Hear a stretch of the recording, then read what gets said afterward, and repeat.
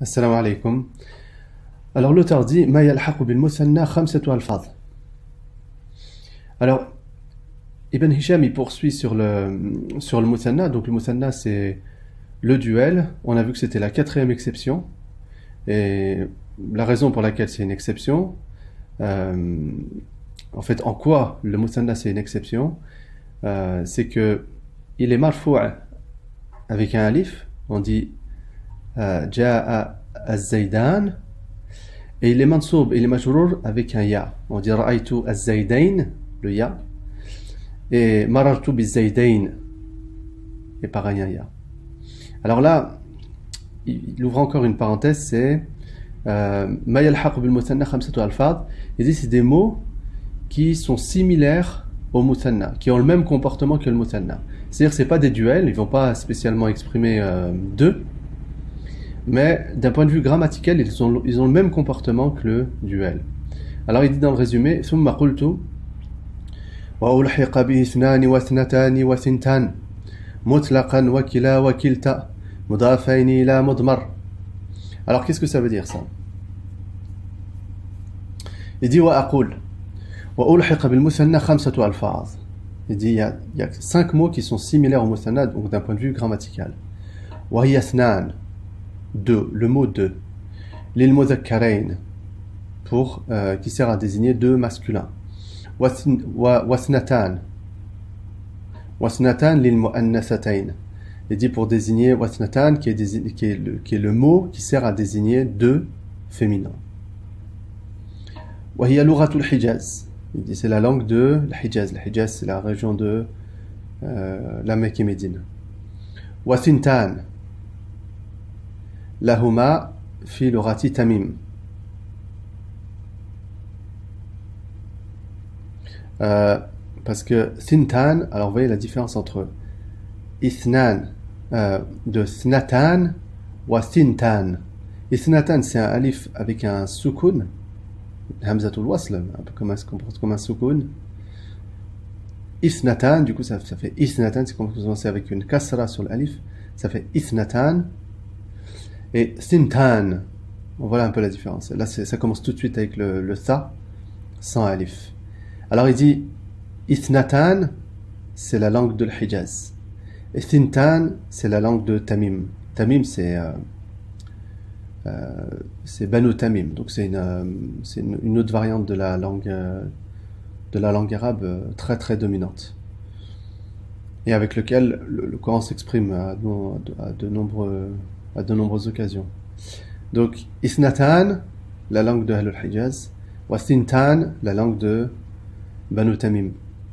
وهذه الثلاثة تجري مجرى المثنى في إعرابه دائما. Donc ils disent tous ces mots, ils ont le même fonctionnement en déclinaison. من غير شرط, sans condition. وإنما لم نسميها مثنات لأنها ليست اختصارا لمتعاطفين إذ لا مفرد لها. Il dit on les appelle pas duels parce que ils n'ont pas la définition d'un duel. C'est-à-dire la définition d'un duel, c'est le résumé de deux choses qui sont attirés. Par exemple, deux Zayd, on va utiliser le mot sanna. Il dit alors que ces deux mots, ils servent pas à exprimer deux choses. C'est un mot qui n'a pas de singulier. Il dit la mufrada laha. Zayd et Zayd, Zayd c'est le singulier. Deux Zayd, Zaydan, ça a un singulier qui est Zayd. Alors que ces deux mots-là, Thintan ou Thnatan, ils n'ont pas de singulier de leurs mots. Alors il donne des exemples, il dit on n'a pas de la yuqalu thnun.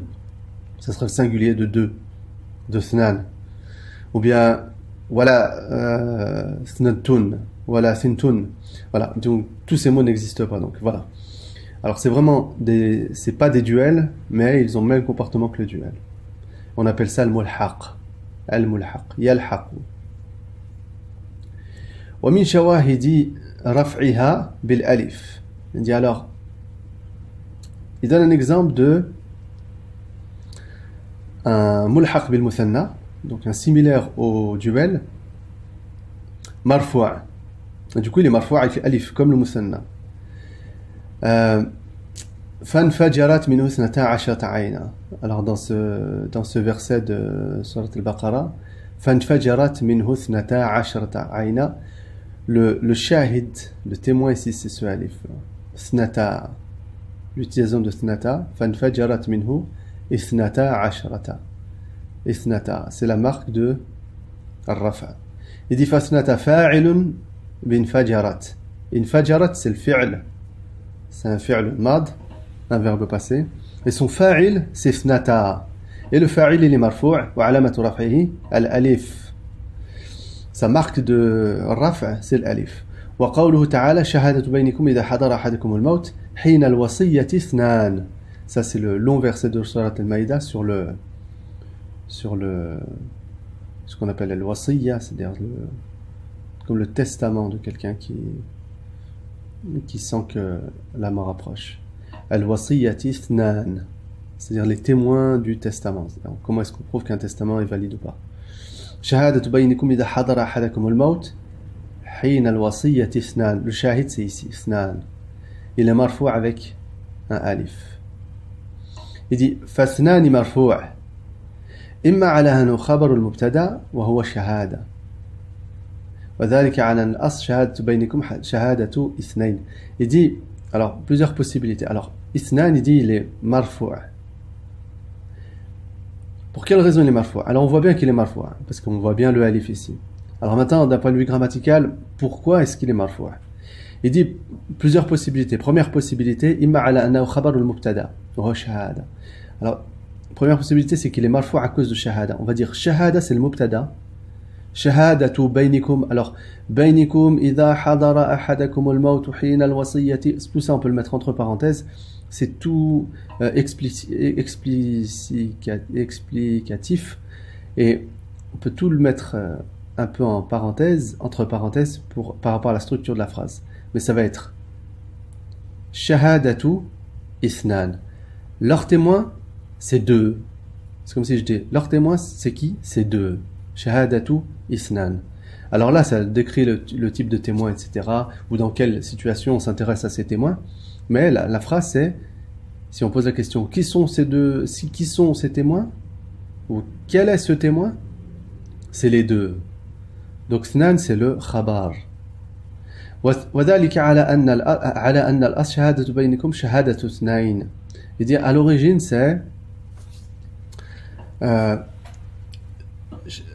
le témoin, c'est le témoin de deux. فحذف المضاف وأقيم المضاف إليه مقامه فارتفع. Il dit المضاف, celui-là. Le témoin, c'est le témoin de deux. شهادة اثنين. الشهادة c'est le مضاف. C'est l'attirant dans l'idafa. On a une relation d'attraction, on a l'attirant et l'attiré. Kitabu Zaydin, le livre de Zayd. Shahadatu Thnayn, le témoignage de deux. Donc il dit à l'origine, il y avait ce mot, c'est comme s'il y avait ce mot Shahadatu, qui était justement, en l'occurrence, le mubtada. Ensuite, il a été Fahudif al-Mudaf, il a été caché ou supprimé. Wa uqim al-Mudaf ilay maqamahu, fartafa'a. Il dit il a été supprimé et le mudaf ilayh, bah il l'a remplacé, il a joué le rôle du mudaf. Fartafa'a irtifa' wa innama qaddarna hadha al-mudaf. Il dit alors pourquoi est-ce qu'on a supposé ce mudaf là, cet attirant? لأن المبتدا لا بد أن يكون عين الخبر. Parce que il dit parce que le mubtada ça doit être l'œil du khabar, c'est-à-dire que le mubtada et le khabar ils doivent avoir un lien. Zaydun akhuk, Zayd ton frère. Il doit y avoir un lien entre le mubtada et le khabar. Aw mushabbahan bihi, il doit être similaire. Zaydun asad. Zayd c'est un lion, c'est-à-dire Zayd est comme un lion. C'est-à-dire soit ils doivent vraiment être l'un c'est l'autre. Zayd est, hein, ou bien Zayd ressemble. Il dit c'est ça la relation entre le mubtada et le khabar. Wa ash-shahadatu laysat nafs al-ithnayn wala mushabbahatun bihima. Il dit shahada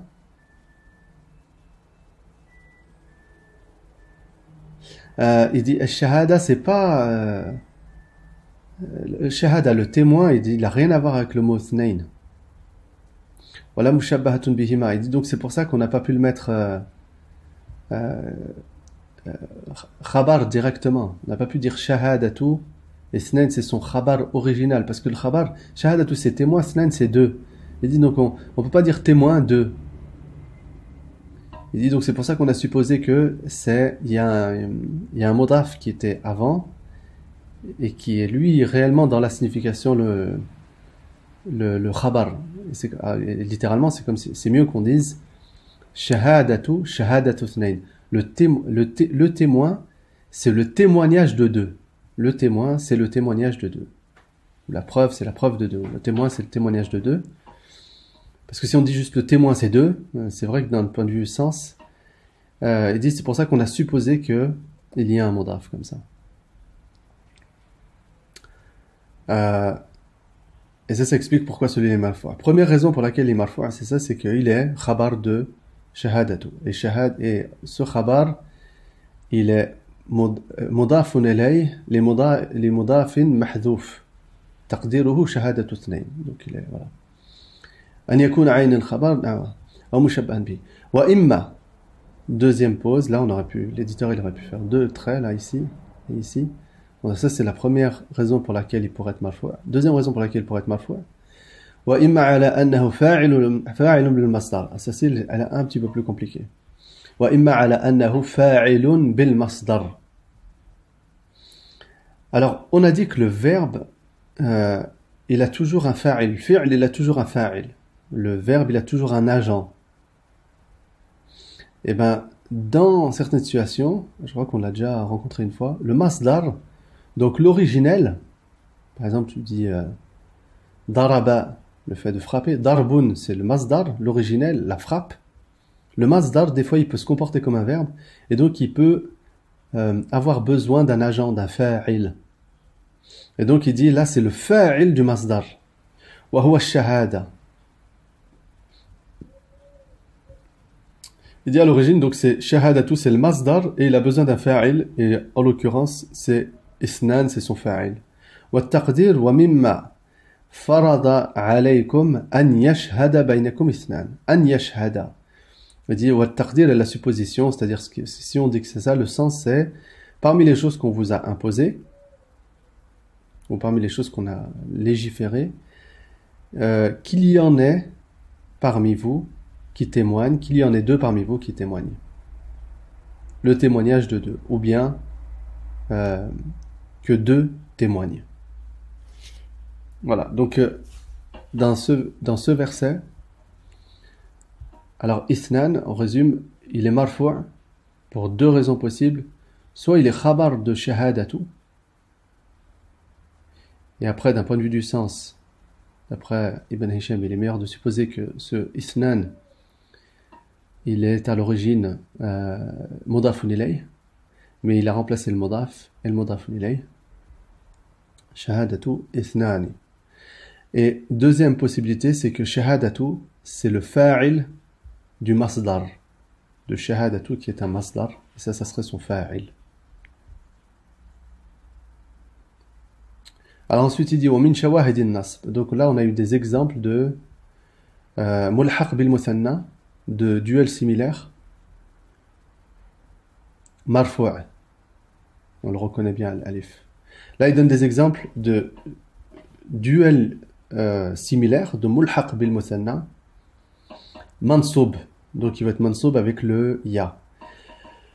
Qawluhu ta'ala idh arsalna ilayhim ithnayn. Donc dans ce verset ithnayn, on voit ithnayn avec le ya. Alors lui il est mansoub, on va voir pour quelle raison il est mansoub. Qalu rabbana amittana ithnatayn. Là au féminin, il a donné un exemple du masculin et un exemple du féminin du corps. Ithnatayn, mansoub avec le ya aussi. Fathnayn, le premier, maf'ulun bihi. Assez facile. Idh arsalna, nous avons envoyé, c'est le fi'lun mad, verbe passé. Ithnayn, maf'ulun bihi.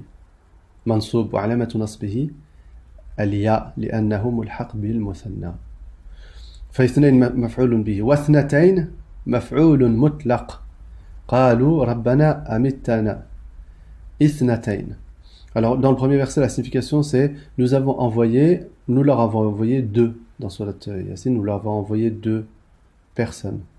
Nous leur avons envoyé deux personnes. Donc ithnatayn c'est vraiment il fait l'action. Qu'est-ce qu'on a envoyé? C'est les deux. Enfin, il fait pas l'action, il subit l'action. Il est maf'oul bihi, patient. Il y en a qui traduisent le maf'oul par patient.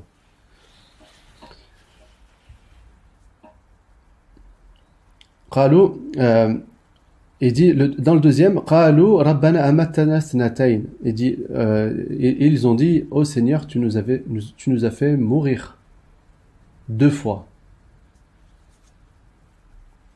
Donc c'est la signification de ce verset. قالوا ربنا أمتنا اثنتين. Tu nous as fait mourir et deux fois. Ibn Hisham il dit c'est un maf'ul mutlaq. أي إماتتين. Tu nous as fait mourir deux morts. Tu nous as fait mourir. Comment elles sont ces morts? C'est deux morts. Tu nous as fait mourir. Comment est-ce qu'elles sont ces morts? Deux morts. Alors c'est comme ça qu'Ibn Hisham il le voit dans l'aya. Alors le maf'ul mutlaq, c'est pareil, c'est une fonction grammaticale. Peut-être qu'on aura l'occasion de la voir dans le livre. On peut la traduire par, si on dit que le maf'ul, comme certains le traduisent par patient, mutlaq absolu, le patient absolu. C'est-à-dire dans tous les maf'ul, dans tous les patients, c'est-à-dire dans tous les mots qui servent à exprimer le fait qu'on subisse une action, il y en a différentes catégories, et dont le maf'ul mutlaq, c'est-à-dire le plus absolu des patients.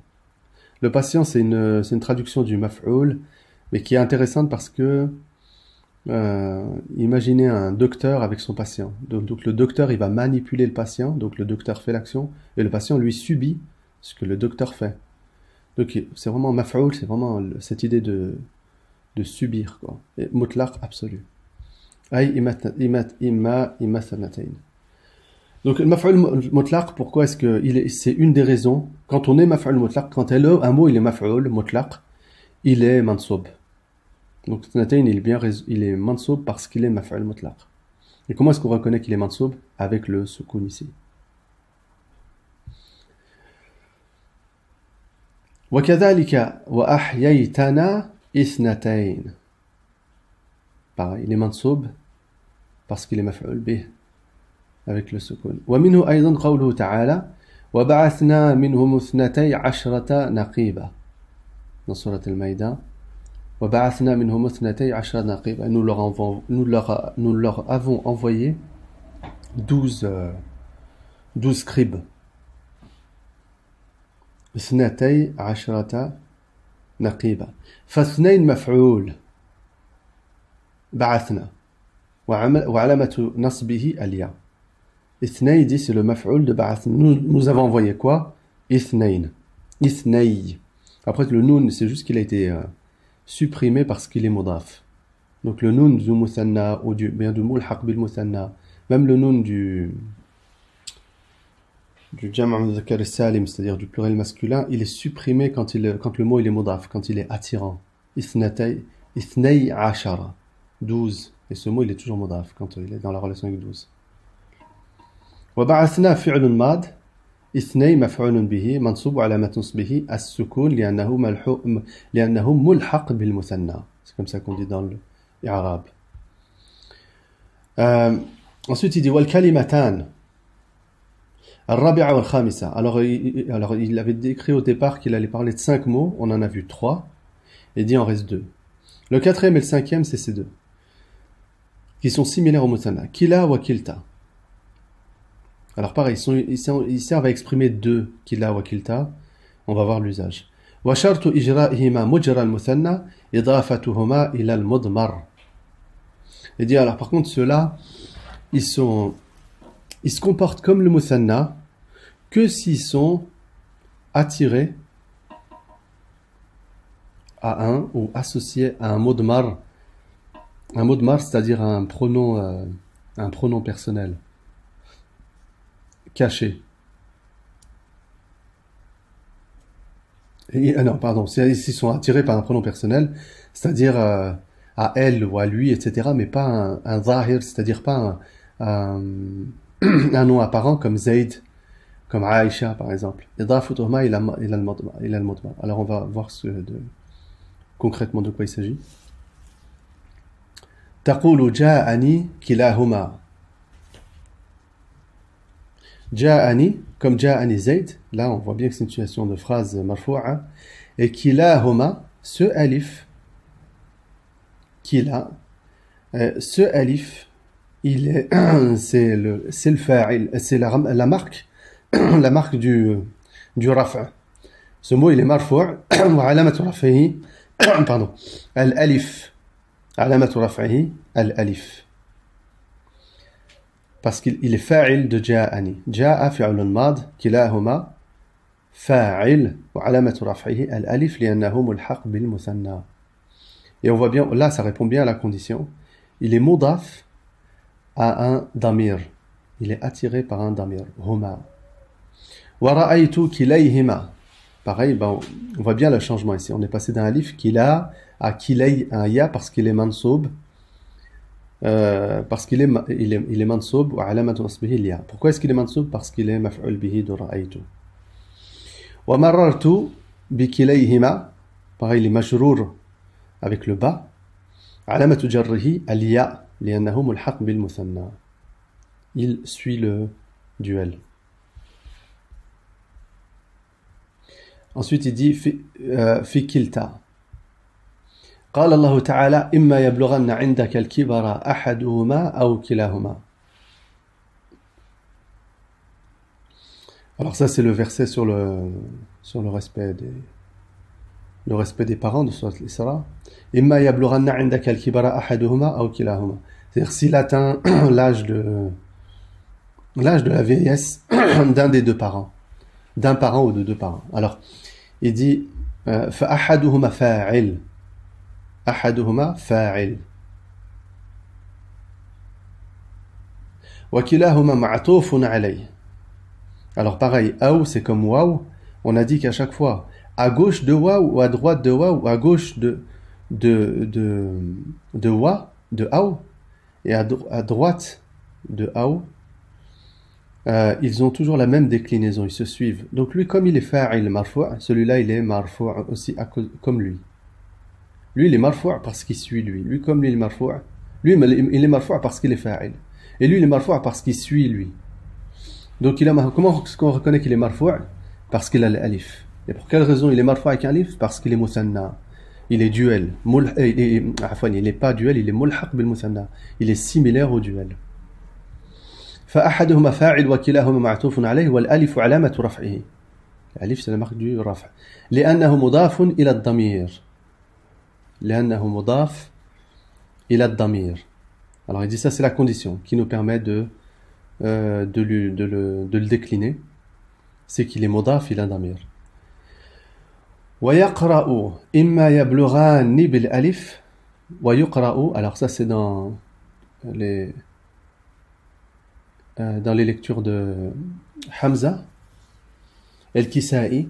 ويقرأ إما يبلغان عندك الكبر هما. إما يبلغان. Alors dans la lecture j'irais standard de Hafs, إما يبلغن avec la shadda. Et dans la lecture de Hamza ou al-Kisa'i, إما يبلغان بالألف. إما يبلغان. Il dit بالألف فالألف فاعل. إما يبلغان الألف il dit فاعل. Il fait l'action فاعل. يبلغان c'est un fi'l mudari'. On le reconnaît que le ya. Un verbe conforme. يبلغان le alif فاعل c'est l'agent. فالالف فاعل وأحدهما فاعل بفعل محذوف. أحدهما إما يبلغان dans cette deuxième lecture إما يبلغان عندك الكبر أحدهما. Alors il dit أحدهما il est فاعل d'un verbe caché. Il dit pas il est fa'il de yablughan. Il dit c'est un verbe caché et son taqdir, c'est-à-dire sa supposition, c'est-à-dire le verbe qu'on suppose qu'il y a derrière caché, il dit wa taqdiruhu imma yablughu ahaduhuma aw kilahuma. Wa fa'idatu i'adatu dhalika at-tawkid. Il dit il y a un verbe qui est caché et son utilité c'est la confirmation. Il dit soit in yablughu. Et ce verbe caché, c'est in yablughu ahaduhuma. Aw kilahuma.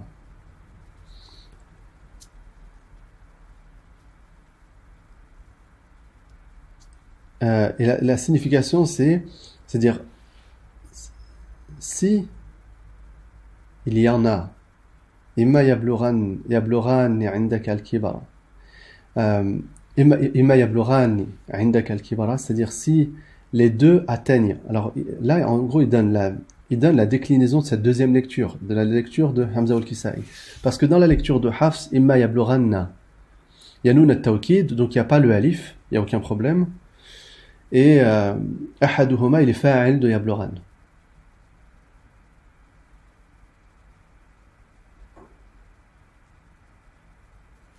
Alors que dans la lecture de Hamza al-Kisa'i, il y a déjà un alif. Et ce alif, il est fa'il. Et il dit ahaduhuma, il est fa'il pareil, mais d'un verbe caché. Et ce verbe, c'est in yablughu ahaduhuma aw kilahuma. Il dit ça sert à confirmer. C'est-à-dire, si les deux atteignent, dans la lecture de Hamza al-Kisa'i, si les deux atteignent l'âge de la vieillesse. Et il dit, c'est soit l'un est atteint par l'âge de la vieillesse, soit les deux en même temps sont atteints par l'âge de la vieillesse. Donc vous voyez, dans les deux lectures, la première lecture, elle permet de dire, simplement, si les deux atteignent, si ils atteignent l'âge de la vieillesse, l'un ou les deux, et dans la lecture de Hamza al-Kisa'i, c'est si les deux atteignent l'âge de la vieillesse, que ce soit un tout seul qui atteint l'âge de la vieillesse, ou les deux qui atteignent l'âge de la vieillesse. Donc juste avec un petit alif, on change de sens, on rajoute beaucoup de rhétorique. Beaucoup de rhétorique et d'éloquence en fait dans le style.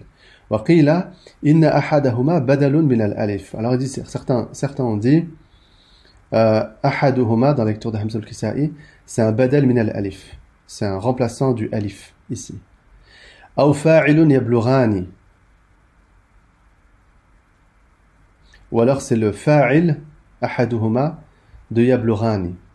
Ala anna al-alif alamatu. Et il dit le alif c'est juste une marque de alif, mais le vrai fa'il c'est ahaduhuma. Ibn Hisham il dit walaysa bi shay'in fa'ta'ammal dhalik. Il dit walaysa, il dit ces deux avis pour lui Ibn Hisham ils sont pas corrects. Il dit réfléchis à ça. Il prend le temps de réfléchir à ça. Et effectivement c'est assez intéressant de dire que le alif, que la première phrase déjà elle est déjà utile. Elle dit si jamais les deux atteignent l'âge de vieillesse. Et ensuite, avec ce fi'l qui est muqaddar, an yablugha ahaduhuma, c'est comme si on rajoute, on dit, mais que ça soit un tout seul ou que les deux. C'est-à-dire là, déjà, si les deux atteignent l'âge de vieillesse, et même s'il y en a un seul qui atteint l'âge de vieillesse, ou bien les deux en même temps, pareil, soient respectueux. Alors ensuite, il dit, fa'in udifa ila dhahir kana bil alif ala kulli hal. Et alors, on avait donné une condition, c'est que le muhaq bil muthanna pour kila ou kilta, c'est-à-dire qu'ils ont le même comportement que le muthanna, d'un point de vue grammatical, c'est-à-dire qu'ils sont mu'arab, et ils vont être marfu' avec l'alif, et bien mansub majrur avec l'ya, seulement s'ils sont attirés mudaf, il a damir, si, comme huma, par exemple. Le damir en arabe, ça veut dire quelque chose de caché, mais c'est en gros c'est un pronom personnel, mais cette notion de caché, huma, on ne sait pas exactement qui ça désigne quelque chose qui a été évoqué avant. Il dit par contre, si jamais c'est mudaf à un zahir, à quelque chose d'apparent, une personne précise, par exemple, il dit alors ça y est, on n'a plus cette règle de muthanna, et de le mulhaq bil muthanna, et le mulhaq bil muthanna, il devient mabni. Il devient fixe, quoi, il devient plus décliné. Il dit فإن أضيف إلى الظاهر كان بالألف على كل حال وعلى إعرابه محيزا بحركات مقدرة في تلك الألف. Il dit c'est par exemple, alors typiquement dans ce verset, كلتا الجنتين آتت أكلها. Kilta. On voit bien que kilta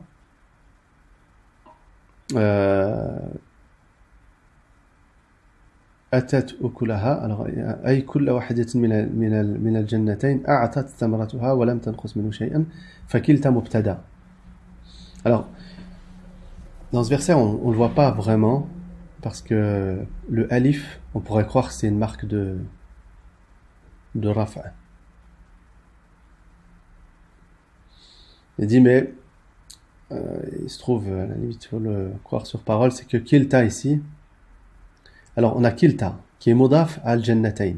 Il n'est pas modaf, c'est les deux paradis. Il n'est pas modaf, il n'est pas attiré par un pronom personnel caché, il est attiré par quelque chose de précis qui est les deux paradis.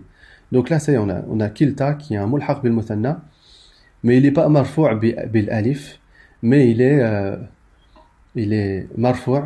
Alors lui, il dit il est marfou' avec une haraka muqaddara ala al-alif. فكلتا مبتدا وآتت كلها فعل ماض والتاء علامة عفوا كل واحدة من الجنتين أعطت ثمرتها. Donc ça c'est la signification du verset. Il dit chacun des deux paradis a donné ses fruits et ça n'a rien diminué. Ça n'a rien diminué. ولم تنقص منه شيئا. Ça lui a rien diminué. وكلتا مبتدا وآتت أكلها فعل ماض. Kilta mubtada. Atat, c'est un verbe passé.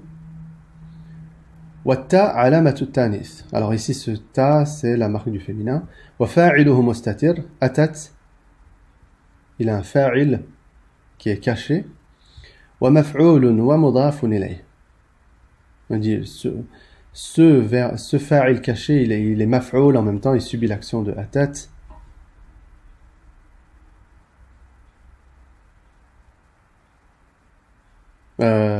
Non, مفعول مضاف إليه والجملة خبر. Alors c'est ça qui est intéressant. والجملة خبر.